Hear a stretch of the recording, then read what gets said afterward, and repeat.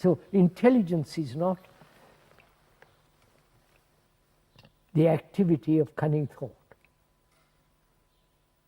There is intelligence to build a table. Yes, but intelligence can use thought, as you were saying, often said, right? Intelligence can use thought. Yes, or thought can be the action of intelligence, would you put it that way? Yes. Or it could be the action of memory. Huh? That's it. Either the action is born of memory, and therefore memory is limited, therefore thought is limited, and it has its own activity, which then brings about conflict. Yes. I think this would connect up with what people are saying about computers. You see, every computer must eventually depend on some kind of memory, Memory, yes.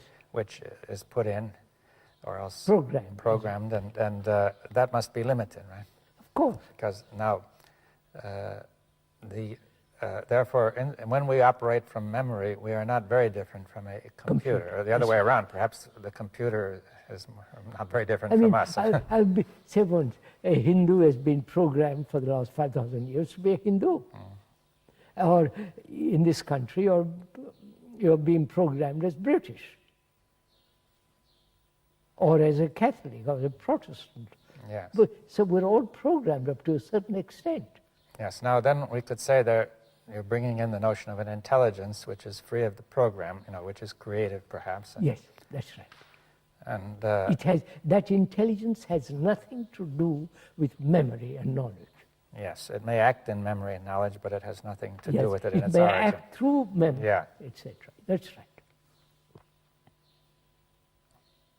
And how do you find out whether it has any reality, not just imagination and romantic nonsense? How do you find out? To come to that, one has to go into the whole question of suffering, whether there is an ending to suffering.